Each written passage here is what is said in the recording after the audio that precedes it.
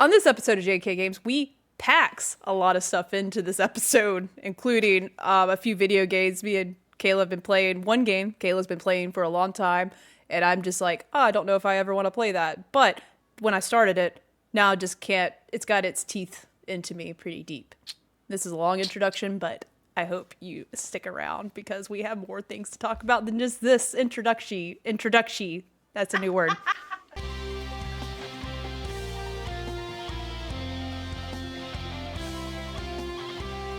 Welcome to JK Games, the gaming podcast where we bring you the gaming news we care about.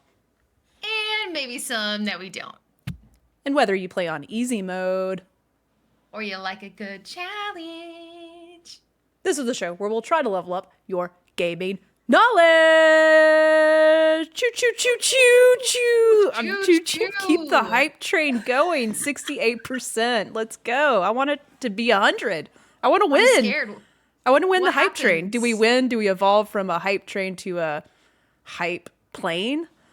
Is that maybe? Is that an evolution of a train? Is it planes and then like spaceships and then I don't know what comes next. We haven't really Planes, trains, automobiles. one of those things. So, anywho, let's do this.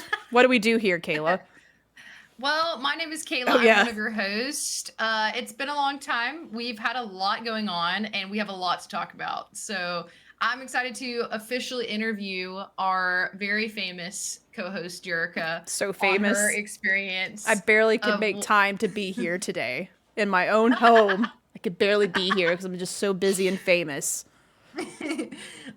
She got to go to PAX, so we're going to talk about that. And then we're also going to talk about all the things we've been playing, doing. We have a little bit of news, and we're just gonna chat about all of that. If this is your first episode, welcome. What a lovely first episode to be on. We talk about games here. We talk about pop culture stuff. We talk about conventions. I'm gonna be going one later this year. I'm going to Dragon Con. A lot less gaming focused, so I'm excited to hear about Jerica's more gaming focused experience at PAX. West or East? I can't remember if you said. East. But you have been to West. I have. I've been to both sides of the country's PAX. I PAXed them both in there. Yeah, Jerica PAX at you. Hannah is me. Thanks for the new name, Cece. That was pretty good. Nice. But yeah, I'm Jerica. I'm the other host. We talk about games, and we do this. We try to do this pretty regularly. Used to, we did it every other like week or so. Then it went to like once a month, and that we're sort of still on that hype train. Yeah. See, but maybe if we get to 100, shoot. Once again, I don't know what this means, but hey, if we get that to 100, maybe we can come back to content once every couple of weeks or bonus content. We'll make a commitment to one of those. This is a fun time with our show, as you can tell. We like to talk about games and random things that are going on in our lives. Yeah. Conventions. I can't wait. Jerica has really convinced me, and she'll convince you guys later on to join PAX and to go, because you got to do all these cool things. I love seeing those pictures.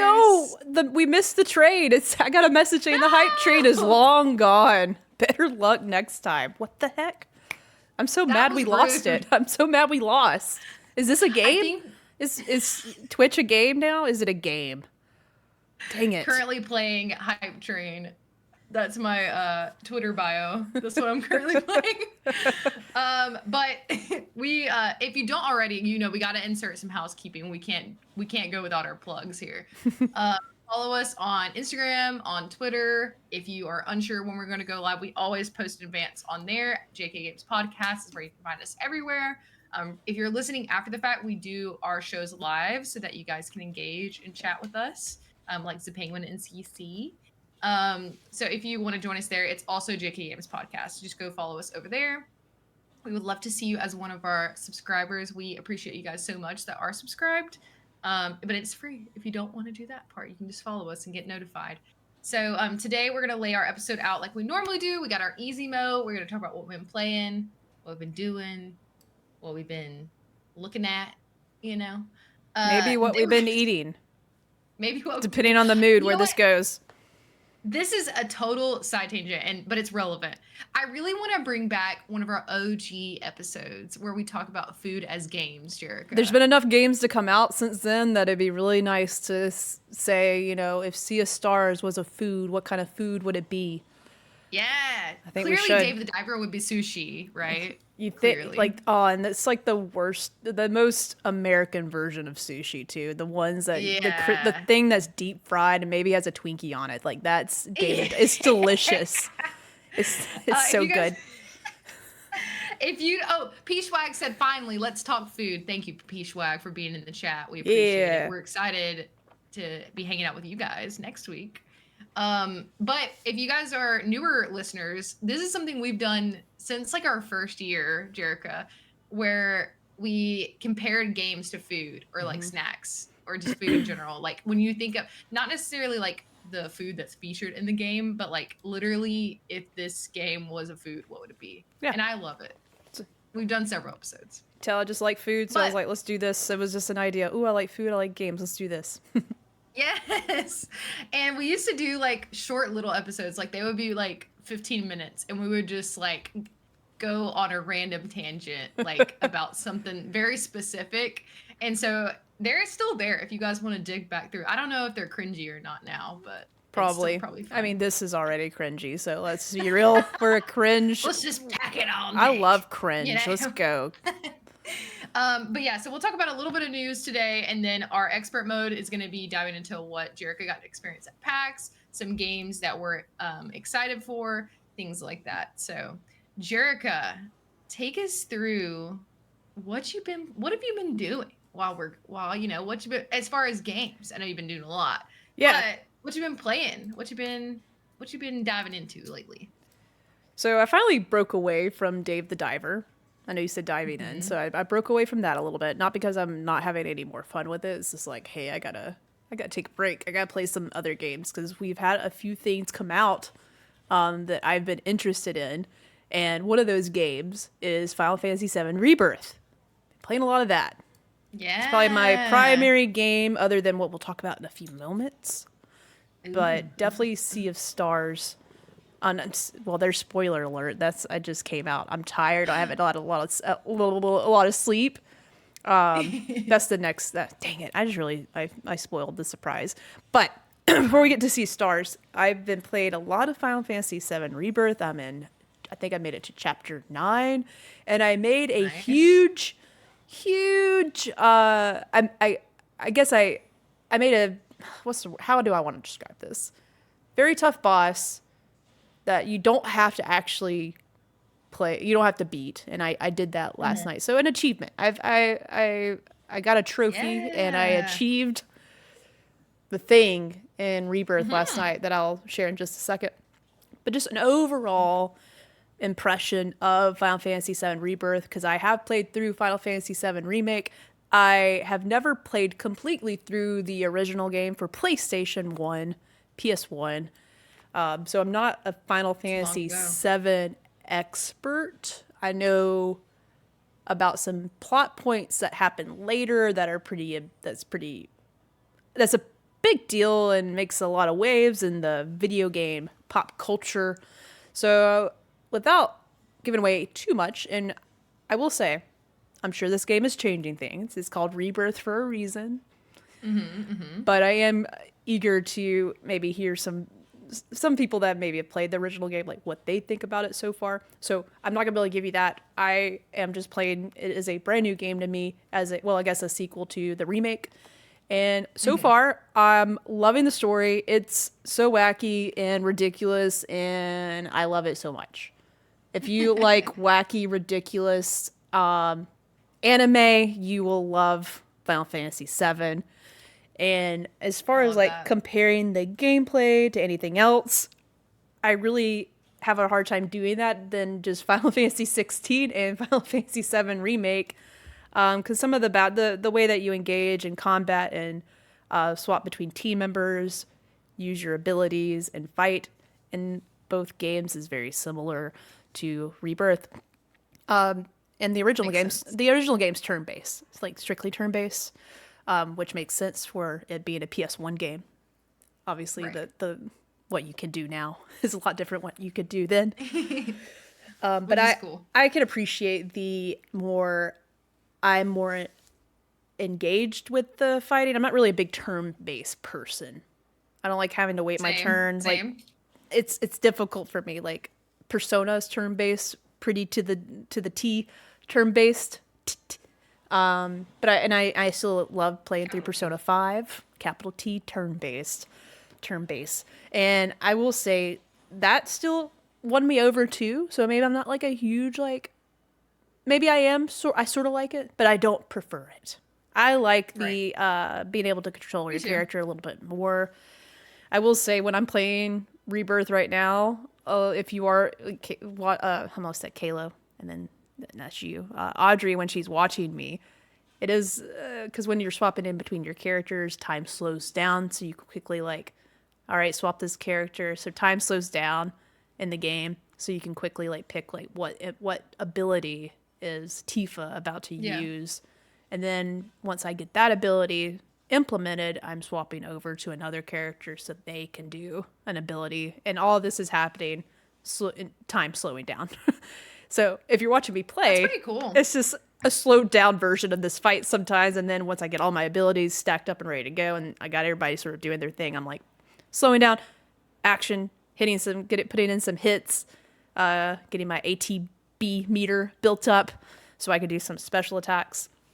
Nice. I will say with Rebirth, they've added another layer to that with your team. So as you're upgrading their abilities, you can have what's called synergy. I forget the word, but synergy attacks that if me or like Cloud and Tifa both use a certain number of specific abilities, they can then you can have enough power built up to do a synergy attack, which both of them do this really cool cutscene, and then they either put in a pretty devastating blow to the boss or whatever you're fighting, or you can do something that prolongs or gives you like unlimited. It almost sounds like I'm talking another language. Unlimited. I'm following as closely Mana, as I can. unlimited mana juice or whatever they're using Love a good mana juice. to use Guzzle that mana juice. So like it's really cool. Guzzle the mana juice. I will say I like that little update because that was not in Remake, if I'm not mistaken. I don't think that was. So it's fun to see different characters do these special attacks together.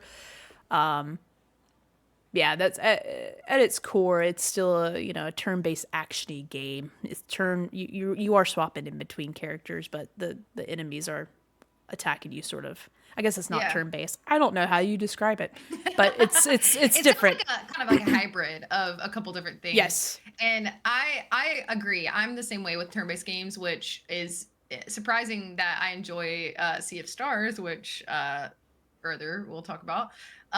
But yeah, I'm the same way. I feel the same way as you. So you compared it to other Final Fantasy games, which makes sense in the whole universe. Which, by the way, we have a 3-hour-long episode. Yes, we do. If you want to go listen to that on YouTube. If you need some Final Fantasy information, we have Josh to give it to you.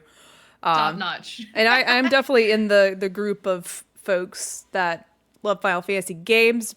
I'm not going to say I'm like the biggest Final Fantasy fan. I've played enough now to say I definitely like 16 and Rebirth, like that kind of like where I'm more in control of the character and what they're doing instead of having to wait a turn. I do like that type of Final Fantasy game way more. I like how they're sort of evolving that to be a little more engaging. But overall, it's a great game. Here's my only complaint. Like I said, I love the story. I love the characters. I like the camaraderie between all of them. It's goofy. It's silly. It's all the cutscenes that have maybe not a boss, but like a baddie in it. It's always over the top. And I love a good anime. I'm always laughing. Like it's so silly. But I will say with this game, it opens up a little bit more. I know like in the original game, like there's a big open area after you get out of Midgar. So in this game, obviously they have a lot of multiple open world environments that you're sort of biomes that you're going around and doing missions in as the story progresses. I'm not a fan of the collectathon that's like in each area. and there's a guy. He's in the last game, Kayla. His name's Chadley. Chadley. Your friend Chad? Respawn and Fire No, Chad? no, it's Chadley. Chadley. Chadley wants me to go scan all these rocks, all these little holes with water in them. He wants me to scale these antennas, these towers to get him. All I'm doing for Chadley is getting this data, and I just feel like I'm doing this all the time in these new areas. And I started going down that rabbit hole, but I personally do not enjoy doing those things. I don't like it. So I've stopped. Collecting, like that kind of thing? Yeah, Is that what he's having unlocking you the do? map and unlocking materia with him, scanning all these things. It's Yeah. just too much. Sounds Like like a lot of work. it's fine. I think there's just too much of it. There's too much of it. And I found like at different points throughout my gameplay, playthrough, I've been saying, I just want to play the game. I just want to play the main story. I don't want to do any of this extra Yeah. stuff anymore. That's my only complaint. There's a lot of open Okay. world, but like I haven't had a huge urge to go explore it. I'm sort of from now on I'm gonna try to stay on the path of the main story. I've done a few side quests, and I will say like a lot of the side missions are worth doing. They're engaging enough. Like there was a lot so far. The ones I played have had enough thought and sort of payout from doing them that make them worth it. Yeah. But all the Chadley stuff, I'm over it. I'm over it. I don't want to do it anymore. I don't want to scan another rock for him. So I'm done with that part. Yeah. So yeah, that's my rebirth. Like I said, I'm chapter 9. I think there's 14 chapters. So I'm eager. I don't know how the game originally ends. I don't know how this is wrapped up. So I can't wait to see where Yeah. they wrap it up with this game and maybe look at a few other things without spoiling the ending of the game to me. I'm just eager where it ends and where the next one might begin. Like what's going to happen there. I don't know. Guess we'll have to find out. If anybody in the chat has played, leave your spoiler-free thoughts in the chat for Jerica. Also trying to romance Tifa. I really like Tifa for a lot of reasons. CC in the chat said Chad per chapter. I love that. So Chad much. Per. I'm tired of doing all of his things. I'm over him. I don't want Screw you, to I don't want to Chad. see him pop up on this little phone ever again saying this data you got for this. Anyways, I'm over it. Well, what else have you been playing, Jerica? As you know, Kayla, I've been playing a lot of Sea of Stars. Woo! Let's go! Oh my god. In 3 days. Let's go. In 3 days, I put 17 hours almost into that game. Close to that. That's crazy. In 3 days, you have gotten as far as I've gotten in about 3 months, or probably longer, honestly. But to be fair, I did put Yo. it down for a while. So Yo, that I game would love to is. hear it. I didn't pick it up because I didn't think I would get into it. Like once again, I knew it was turn based, but I knew there was like a little caveat to that where it's a little bit more engaging than that. Yeah. But you know, I don't really pick up that art style. I love it so much. I'm glad it exists. It's definitely something that I would play on my Game Boy back in the day. Like, you know, just old retro looking games. I know. Yeah. But the game's gorgeous. Like, it looks amazing on my 32-inch display here. It looks so pretty. But normally I won't pick that up and like commit to it like I would like a big game like Rebirth. Yeah. I would eventually like to play it, but in my head I'm like, I'll never get to that. I just Right. don't seem like something that's going to hit with me that hard to even try. It won a lot of awards last year. But- or at least one. I think it won one award. But this is what happened. So on my way to Boston for PAX, I saw that the Asus ROG portable, it's an alternative to Steam Deck situation, was on sale at Best Buy. It was $200 off. So I was like, you know, I wanted something to play Dave the Diver on on the plane. That's at the time. Of course. I was like, you know, I didn't use the Steam Deck a lot, but Dave the Diver wasn't out. And the Steam Deck was when I was using it. It might have been, changes but I things. didn't get to. I didn't know that I would love playing it that much. So, Yeah. and since it was $200 off, like I went and picked it up, and I was like, worst case, I'll just return it if I don't think I'm going to use it. Yo, I used that thing the whole time I was on the plane. I used it the whole time, but I did mess up in where I couldn't download or play Dave the Diver because it needed to Cartoon Network to sync, I guess, my save, and I didn't want to like start over and play fresh. I was like, I'll just get that sync next time. But I was like, I had Game Pass already set up and I had Sea of Stars downloaded. So that's how I started my journey. I was like, I guess since I'm stuck on this plane, I will take a look. I'll play this. I'll play a little bit of it. This is the perfect storm for me to play this game. Perfect environment. On a plane, let me do it. And I just picked it up and I was like, from the get-go, God, it put its teeth in me. Yeah. And it didn't let go. And I didn't want it to let go. I was like, keep the teeth in me. Keep the teeth in me. It's so good. Oh God, I can't pick between Sea of Stars and David the Diver. Like how much they have both things. They're both fun. They're two completely different games, but very different gameplay loops. Love Sea of Stars.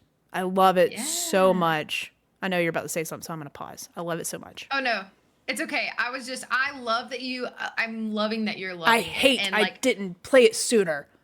I hate it. I hated that I put that in my head that I'm like, I won't be able to get into that. I see it looks cool. I'm not gonna but it proved me wrong. What I think is very cool is have you gotten to any of this is early on. So there will be some like animated like screens every once in a while. No, they got some little cut scenes and I was like, this is legit. In doing some research, I didn't realize it was a Kickstarter situation. I didn't realize it's in the same universe, like a prequel to The Messenger. I didn't realize that was all connected. Okay?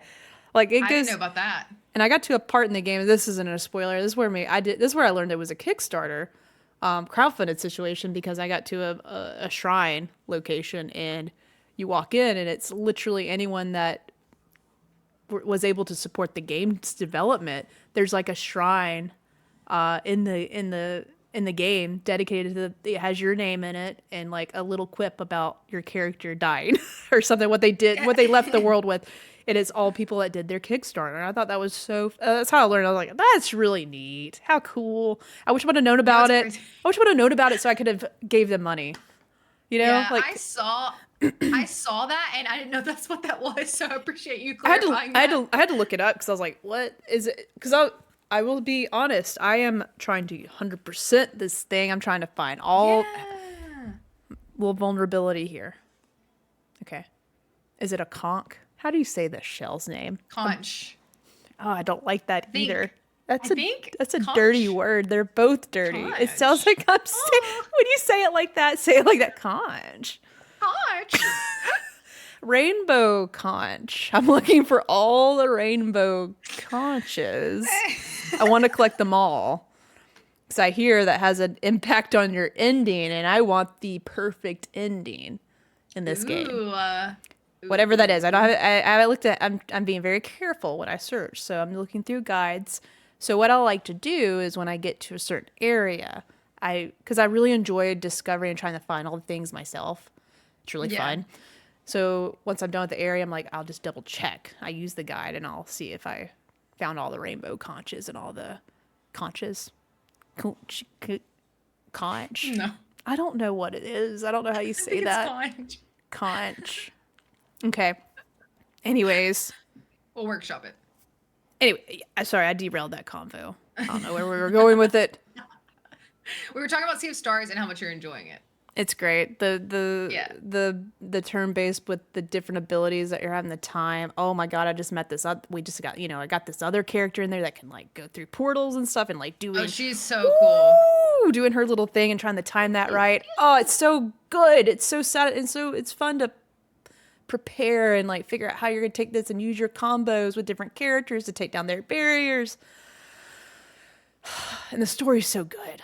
I would love to see this story turned into an animated show. Like this needs to be a show. Like I want to see this animated. Like I want to see this episodic story unfold on the TV too.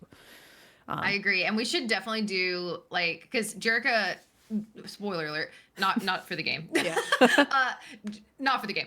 Jerrica telling me that she started it and how much she was excited about it made me pick it back up because I played a lot of it. We were on at the same time. I was like, oh, let's go. I am a little bit further than Jericho, maybe not at this point, but I have really been enjoying getting back into it too. I don't remember why I put it down. Probably because I was playing something else. Yeah. Probably because I'll talk about this in a second, but Stardew Valley is temporarily rebooted my brain for a second. But we're back. It's okay.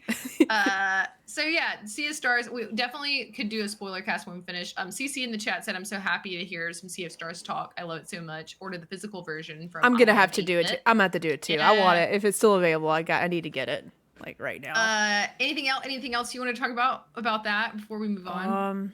Sea of Stars is phenomenal. I cannot wait for both of us to beat it and do like a spoiler cast on it. I really want to see how it plays out and see what happens. Let's do that.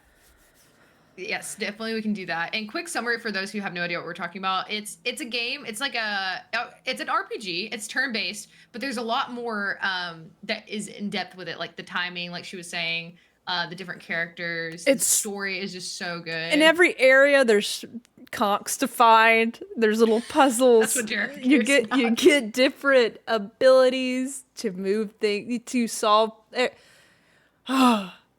there's something new that got added last time I played that helps you traverse, and I'm just like, what else is coming in this game? There's a surprise.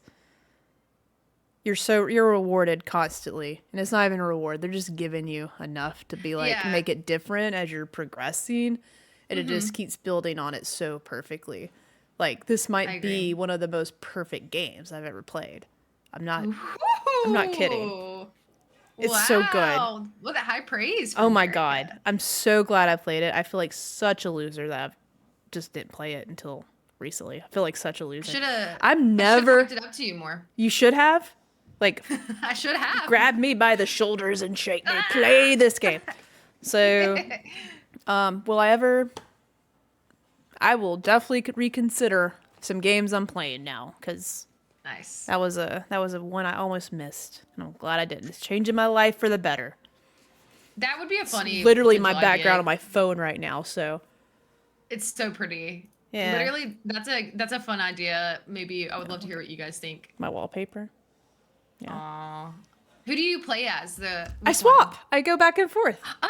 Yeah, I like them both equally, and I feel bad if one's not leading for a while. I'm like, oh, let's give this person a chance, you know. I'm really bad with their names. I love this game so much, but me too. Vale. Oh fuck, I don't know. I'm really bad with their names. Vale and somebody. I cannot remember their names to save my life though. For some reason, it just will not stay in my brain. The brother and sister, okay, you know, they're great. I like to give them both good. Garl, I remember Garl for some reason. I like love him. Garl. Garl Stan. That's me. I relate to him so much.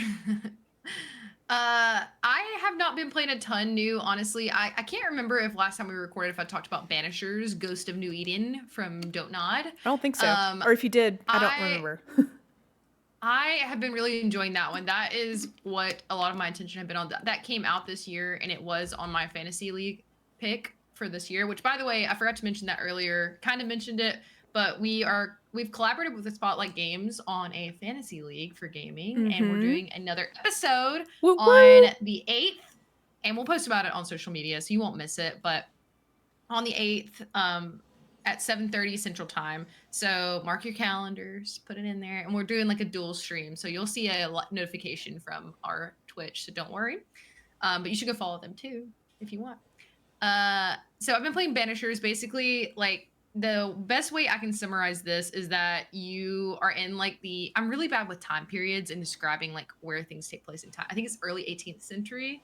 It's like medieval times, right? Yeah. And you are these like badass ghost hunter duo. Cool. Right? Yeah. It's so cool. Okay. And you go into this town and you're kind of like, it seems like you're a little bit more well established already. And like this town is saying like, hey, they're mega haunted in this town. And we need you to like get rid of these demons that are haunting this town. And this is like a big plot point. Like, so it's not spoiling anything. This is like a big thing. Because what happens is something happens to one of the Banishers and they become a ghost. And so you toggle between playing as the two main characters. One is in like the Veil or in like the ghost world, and one is in the actual physical world. and you can toggle back and forth. Each of them have different abilities. And you get to make choices, which is what Don't Nod is like famous for, right? You get to make choices that impact the story, and you can choose when you are discovering. So there's a little bit of mystery and like scavenger hunt vibes where you're trying to find out like why the ghost is haunting these specific people. Like there's an overall like thing happening to the town, but you're searching around like these different people. The world's pretty big. I haven't even like scratched the surface for the map. So I have no idea what's going to happen in the future. I've played probably about 9 hours of it, I think, according to Steam. I'm playing this on PC.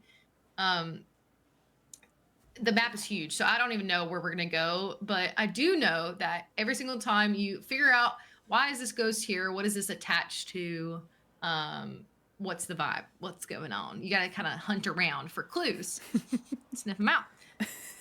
But then what's cool is you get to choose, right? And there's story beats that go along. There's a lot of story and narrative that make you kind of more inclined to do one choice or the other. You can choose to banish them and like completely like obliterate their soul and like they don't exist anymore, or you can choose to ascend their soul to like the version of heaven in the game. How do you pick? And is it based on like the thing? You learn their story and whether they were a good person or not in your eyes, and you choose. And that how depending on what you choose for that ghost, it affects like your gameplay in real time and the end as well. And that's just kind of a general overview. I don't want to go too far into it to get into spoilers, but it's really good. There's a couple things that like the combat, it can feel a little clunky sometimes. Yeah. It's kind of like I was gonna more freeform combat, but you kind of power up and you have like different abilities, and there's a skill tree that you have for both of your characters. Don't Nod. Oh, well, I'll say this, like, you know, I'm familiar with Don't Nod doing Life is Strange 2. And tell me why. You played a game called Harmony, I think, at some point, which they also developed. Yeah. I played a little bit of Jasant, and now we have Banishers. Like, that's a little, you know, big jump. They're jumping around a little bit in terms of what kind of games they could put out, and these are coming out pretty fast. So, in terms of like evolving the types of games they're making, would you say like this is a pretty solid example of something they could do a sequel? I know you haven't finished it, but like, could they build on this and do other games? Do you think it's perfect as is, or do you think they might stick with this kind of this gameplay? I hope that they elaborate. Like, I think they could definitely expand more on this type of gameplay, because you're right. I think this is the first thing. Oh, thank you for playing stuff too. Thank you. Yeah. This is kind of the first, from what I understand, just like you said, example of combat in games that they have. Mm-hmm. Like, I don't think that they really have done anything like this before. So that could definitely be why it feels a little bit clunky, like a little bit like choppy, the combat. Not in like a graphical way, just in like a movement way. Kind of hard to explain, but no, I think it's good. I think that they could, from what it seems like, they could open up all kinds of ideas for games that they could do in this universe. Welcome, Lieutenant Dan 001. I assume that's what the LT means. Hello. What's up, brother? We're talking about Banishers, Ghost of New Eden. So yeah, I hope that they do more with it. Like I said, I can't really give a full review. That's just kind of my first impressions, is that it's interesting. It combines a lot of the things that I have liked from them in the past. I didn't finish Harmony, Fall of the Revere. Yeah. That's it. Yeah. That is strictly, what's interesting is I think this is that's what they did right before this one. That has no, like, it's basically just like a narrative, like storytelling game. Like, you're just like kind of going through options. There's no like combat or really like any. It does seem like thing like that. Yeah, it does seem like they're trying to, you know, evolve the games they're trying to put out, and then also just keep in line with like, we are so good at doing narrative games and picking the choices and going through and making you make those tough decisions. I like, you know, even you sharing this right now makes me think, God, maybe I need to try this game too. Like, give it a chance, because it's pretty cool. Because Don't Nod puts out some stuff I really enjoy. Nice. I'm not gonna spend more time, because we spent a lot of time talking about what we've been playing, but we had to catch up with you guys. So that's what I've been playing. Stardew Valley had a new update. Not a ton of difference. It's more like quality of life things. There's a lot of cool like little things for the fans that that Concerned Ape did, which I love. Like there's just random things that you can do now. Like for example, if your like pet in the house is like in the way, it moves out of the way quicker. Like little things like that. And there's a new map. And I got it on PC for the first time. I've always played on my Switch. Yeah. And let me tell you, a whole new world opened up for me having it on this big screen. I was like, why haven't I not done this sooner? So I have been playing it a ton. It's like a brand new game, probably. A whole new world. Yeah, I was like, I was like, why have I never done this before? Awesome. I'm still like a toddler PC user, so I've only had my PC for a few years. So, yeah, exactly. So that is our easy mode. Hope you guys are entertained by what we've been playing. We had to gush about Sea of Stars for a minute. So good. So good. We do have a couple of news things to cover today. One of them being, listen, it's it's not an episode with jkgames with Jerica and Kayla if we don't talk about The Last of Us a little bit. Right, Jerica? Every time, you know. We're going to definitely add the bits of info that we get here, unless we have enough of a big info drop to do a clicker-bait episode. But, of course, we gotta touch on The Last of Us. We have to. So there was some rumors going around that, they're officially they have begun filming in February. For season 2? I think it's like February. Yes, for season 2. I think it was like February 25th or something like that. They did announce that they were filming, and it was delayed because of the writer's strike and everything, and the actor's strike. That thankfully all that has been resolved. CC said, "Don't ever apologize for gushing about Sea of Stars." That's so funny. So understandably so, things got delayed. But recently there was rumors going around, and I couldn't find exactly where the rumors began, but alas, they are not true. That Pedro had finished filming his portions of the season. This is from IGN. The article, I don't have exactly who wrote it. The article is from Michael Kripe, and in the article, he says there was a lot of rumors that Pedro had finished filming his portions of the season, leading to speculation around what that meant since the show what does it mean? Started filming what does it mean? 2 in February. So obviously, no spoilers. The gamers know. There's reasons why that would happen. Season 2, right? So it had people up in arms, and everybody's speculating because we only, Jerica, did they confirm we're only getting, is it 6 or 8 episodes? I don't know if they've like officially. I think that might have been a rumor too, that it would be a shorter season. I can't remember if that was confirmed or not. Like hard to say. 7 episodes maybe. Of course, the people that we're super invested. We're very curious what's going to be happening, how they're going to do it, what are they going to change. So when the rumor starts that Pedro's done filming, we're like, okay, what's that going to look like? Yeah, who knows? And so then, Michael did this interview, and HBO did confirm that Pedro Pascal still has filming to do for The Last of Us Season 2, telling IGN that rumors suggesting otherwise are, quote, not accurate. So that is not true. Filming is still continuing. He's still in it. He's a busy man. Or is he? Are they lying? Are they lying? Not telling us the whole truth.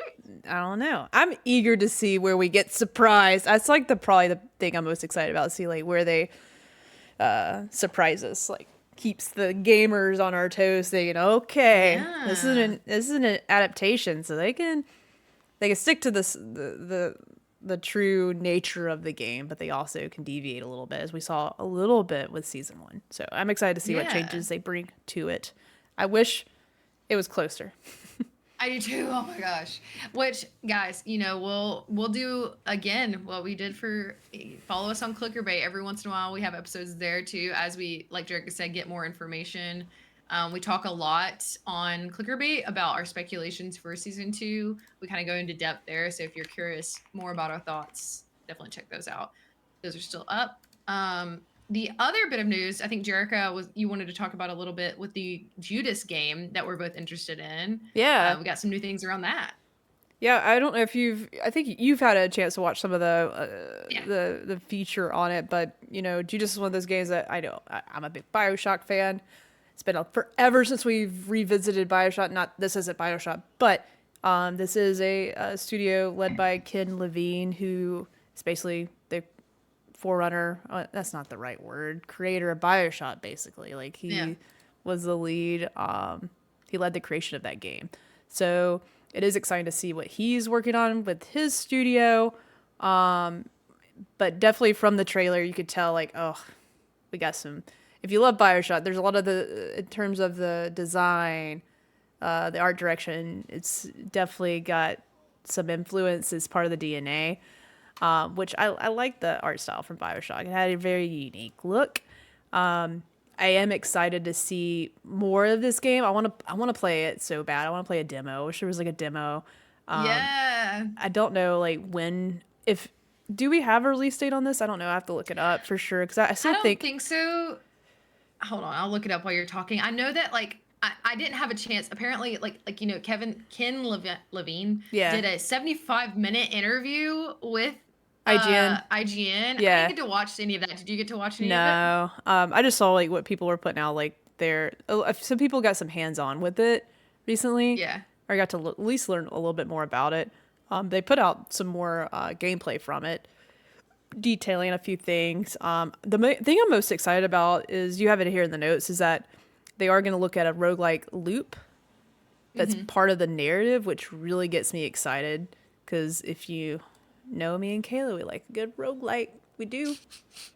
We do. Oh, Even though you would totally think we forgot don't. Huh? Even though you think Totally it's forgot one of you- those things I'm like, ooh, I hate it, but I end up loving it. It is a roguelite, so what Yeah. is it, Kayla? What were you gonna say? Okay, one, I did look up Judas. It's coming out in March of next year. Okay. So we do have a while to wait. Roguelite made me think about, I did actually start playing Cult of the Lamb again. I'm gonna have to tell you Yeah, about that. God. But, yeah. I also downloaded it on my little Ally. I thought about playing it some more too. Revisit it. There's some DLC that I really want to play. The game looks good. It looks creepy. You're in space on like this massive spaceship. I can't remember like the premise, but like something's happened to humanity. There's a lot of androids. You're on this big like makes me think of like Mass Effect Andromeda. You're like on this huge arc, and it's basically a city in space. Some things have went down. I don't really know the specifics, but enough of it being goofy, a little creepy. And definitely multiple characters that looks like you're gonna have like a few main characters you're gonna have to Yeah. choose sides with, which gets me really excited. And just to see how that dynamic blends with the roguelike gameplay of it will be something I'm really eager to see. That information might be out there, but I don't have the specifics. But just those are the things that stood out to me. I am so ready to play this game because like I think it's been let me see. BioShock Infinite. I'm intrigued by the narrative Lego term that they use. They're very specific in the article from IGN. Oh, you're right. Because like they mentioned that the replayability and the fact that there's a lot of scenarios that could possibly play out. Where Yeah, that's so cool. You have a lot of narrative threads that could happen in this game. So like you play it, I play it. We're gonna have totally. Well, you know, I'm a sucker for that. I love Mass Effect. So I hope I hope there's a lot of butterfly effects in this game where you know, I can't wait to see. Like, yeah, this is gonna be one I probably ask off from work for to play. Yeah. But yeah, BioShock Infinite. Once again, it's not a BioShock game, but we're just excited because it is lead creators involved with this game. So you know you're probably gonna get the things you love from BioShock in this game. That game came out March 26, 2013, BioShock Infinite. So it has been over a decade since we've had anything like BioShock come out. So it's been a long time. That's awesome. It's been a while. It's been a while. Well, yeah, let us know if you're excited for that. I was very intrigued by some of the word choices that the creator used, like the roguelike loop that's baked into Judas's narrative Lego powered player agency driven first person shooter. That's a mouthful. I was about ditto. I'm interested.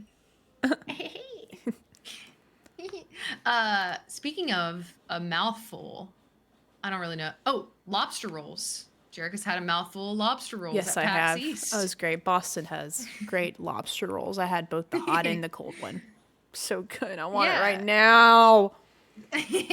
That makes me very hungry. But I've never had lobster rolls. I've never been to Boston. Jerica, I would love to know how, in our expert mode on this day, Tell us a little bit about your experience. Did you have fun? What was it like? Would love to know more about what you got to experience while you were there. It's sad because I've been to PAX West, but I was not prepared for PAX. I really wish I could do more. This is probably, I'm gonna be honest, like I didn't have any goals in mind going to PAX Yeah. East. So I didn't have I didn't plan ahead a lot. So when I got to the show floor, I was basically like, what can I see that I want to play? And also PAX is pretty packed. It's packed. It's packed. PAX to the packed. Packed PAX. It's a lot of people. PAX pack. It's massive. And so as far as like trying out games, a lot of different options, a lot of places to wait in small, medium-sized lines to play certain titles. But the overall experience was great. I just like anytime I get to be surrounded by like just seeing gamers being gamers and the good side of gaming. But also like being able to go and look at merch and like see what people are working on, buying a shirt to support one of your favorite creators. It's really cool. And then obviously just being able to meet people and say hello and Yeah. finding people that are cosplaying. I mean, the thing like Dragon Con is like, anybody that was cosplaying as Final Fantasy VII characters, I went and found them and I took pictures with them. I met two a male and female Sephiroth, which both look quite Oh, elegant. And I asked to take a picture in between both of them. It was great. They were both I love beautiful. that. It was great. Found Cloud. So I had to take a picture of Cloud and his big sword, Buster That's one Sword. of my favorite things is finding like how much people put into their like costumes and It's like so how much cool. effort. It's so cool. I think it's great. I I love love it that. so much. I love that culture so much. And it's just fun to be like, Hmm. I wouldn't really want to take a picture with you. Yeah. But I will say, like, the whole experience in a nutshell is really difficult to navigate if you don't have a game plan. Or at least, Yeah. like, with PAX West, I feel like I took the time to, like, look at panels that I wanted to go and be a part of and listen in on. This one, I knew there was a couple that I just really wanted to hit up, but I didn't plan enough. This was just a vacation for me to relax. So Yeah. probably Yeah. the Yeah. worst place to relax. But it was pretty chaotic. But I was just going to go with the flow and see what I got into. Yeah. But yeah, PAX is cool. If you ever can get the opportunity to go to PAX, you should always go to one. There's a lot of games there with usually the developers. It might be a game that somebody's been working on for 7 years and it's been Aw. one person working on it because that's their part-time gig. Like it's really cool. I only know that because I feel like someone shared that with me. I didn't personally talk to this person. So, but those Yeah. stories are Yeah. out there at PAX. But I For do have a sure. couple of games that I played and a couple of panels I like to highlight that I got to Yes. experience. I'll start with the panels first and then go into some of the games. Yes. One of the panels I went to, I was so excited to be a part of this because like earlier this year, I finally got to, end of last year, earlier this year, I finally got to Cyberpunk.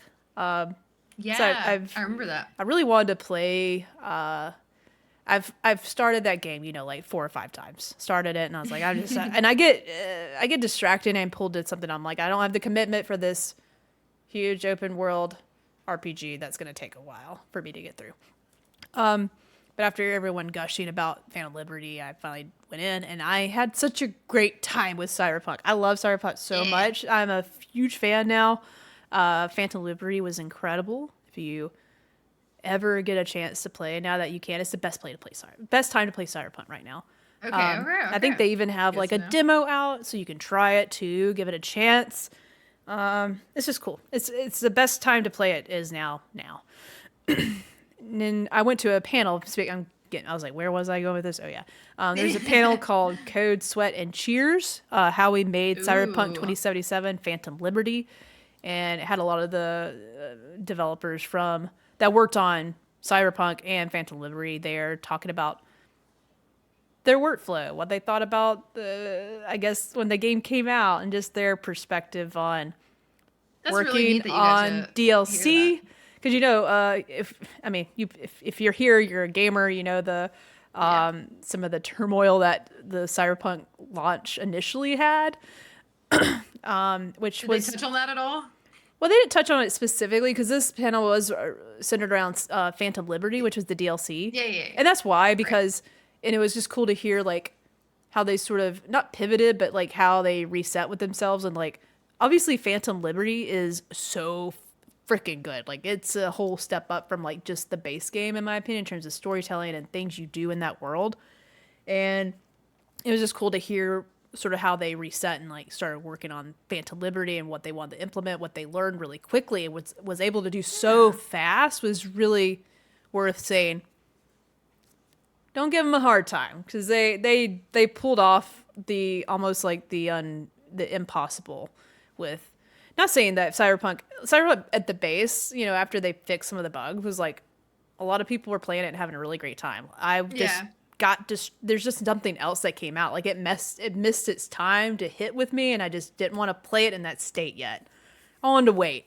I know could be a special thing. I wanted to wait till they fix a few things.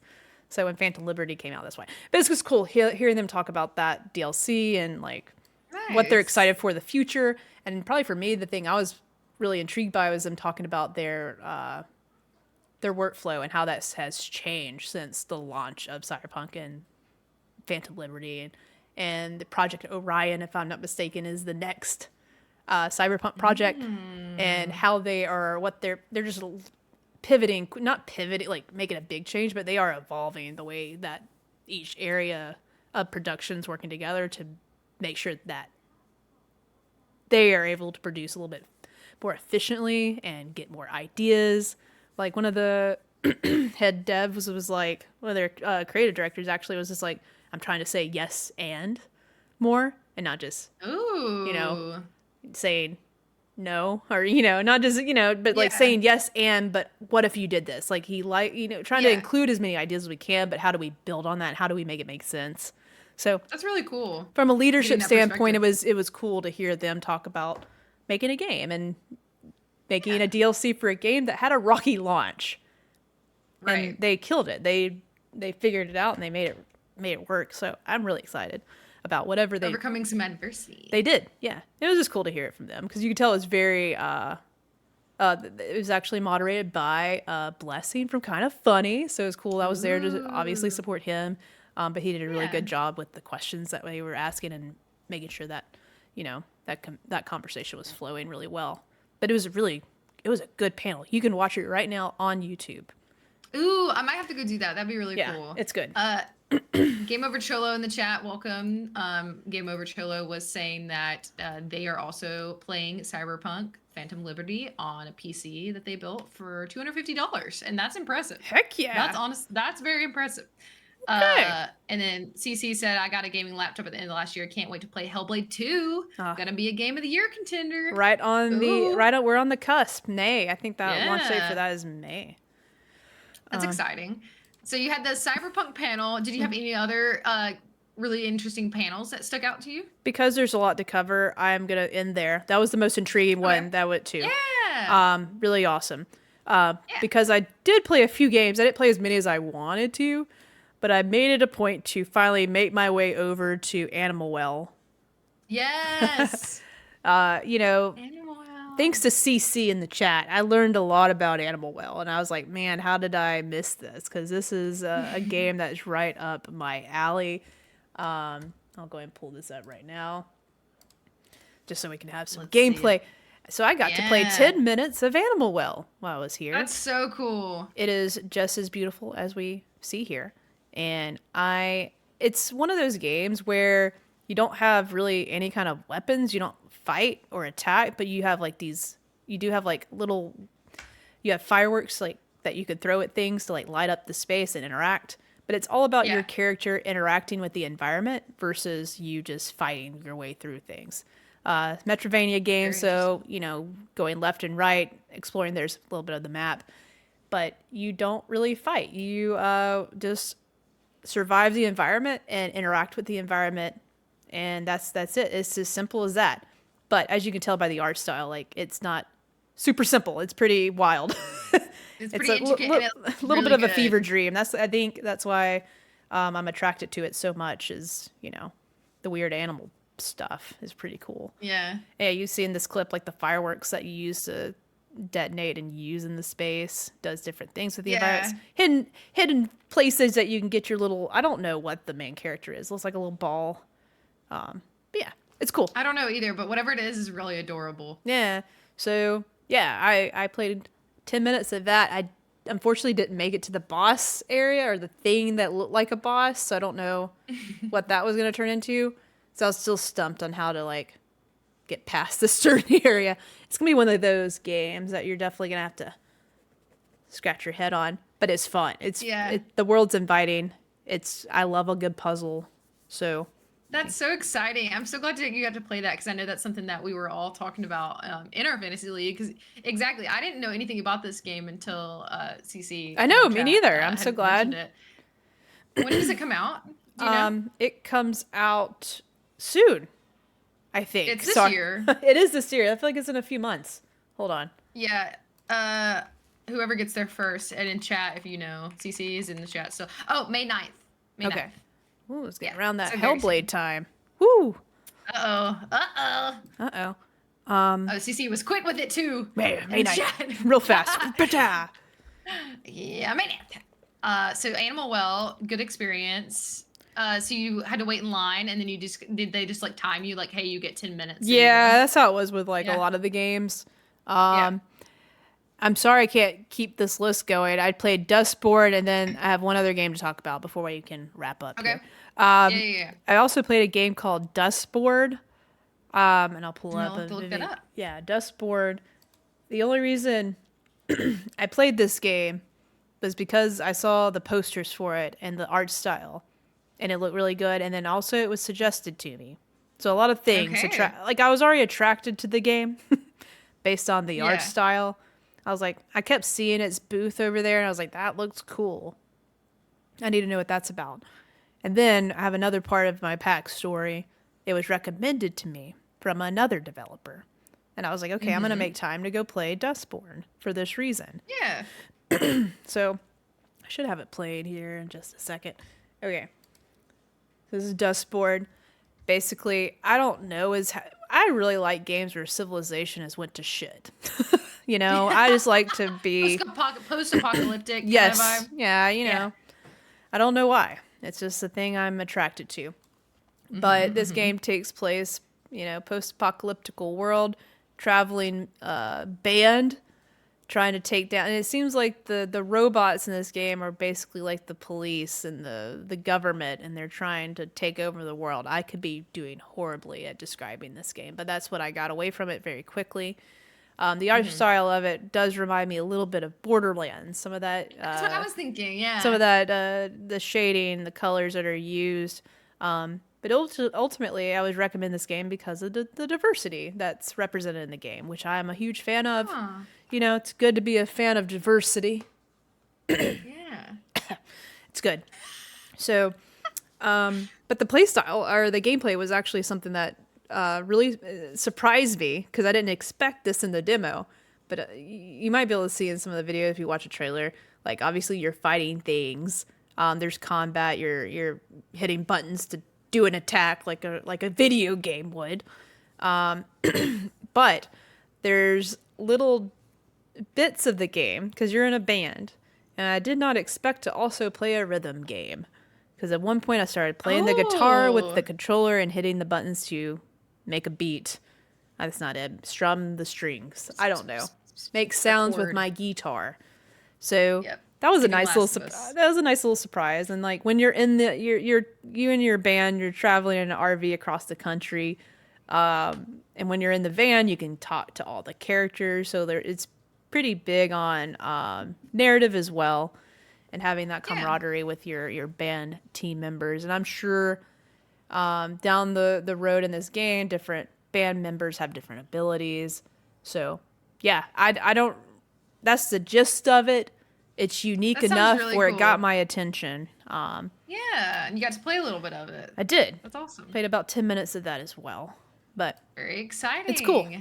I like a good rhythm game implemented when I'm fighting robots. Don't it, take a break and play the guitar. It kind of reminds me of Hi-Fi Rush a little bit too. Okay, yeah, I could definitely see that, especially with some of the comic aesthetics sort of built into that too.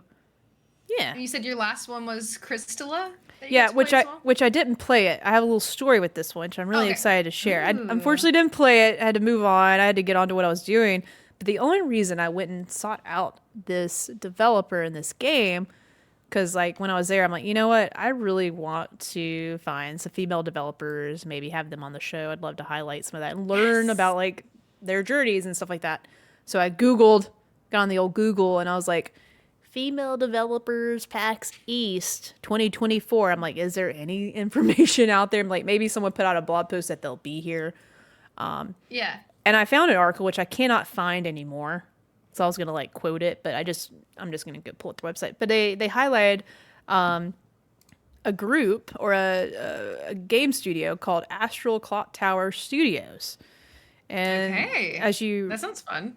mentioned earlier, Crystalla is their dark fantasy action RPG game they're working on, and it's basically all of that with cats. We know we like a little critter Ooh. corner over here. We like a good kitty cat game, doggies, Ooh. whatever animals.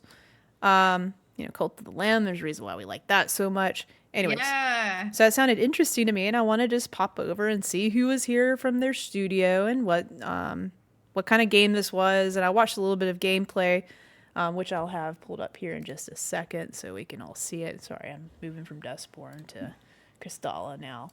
Much different vibe. I'll describe the studio really quick. So Astral Clock Tower Studios development team is a woman-led development studio backed by a diverse team of creators hailing from all over the world. We're proud of what we've accomplished so far and are eager to bring our vision for Crystalla to life. And actually met Sarah. She's their owner, marketing director. Talked to her a little bit about the game. And definitely, she said, be interested in being on our show. So we got to play this game, Kayla. We got to actually get our hands on with it. But I would be interested to see, what it took to make this game a reality.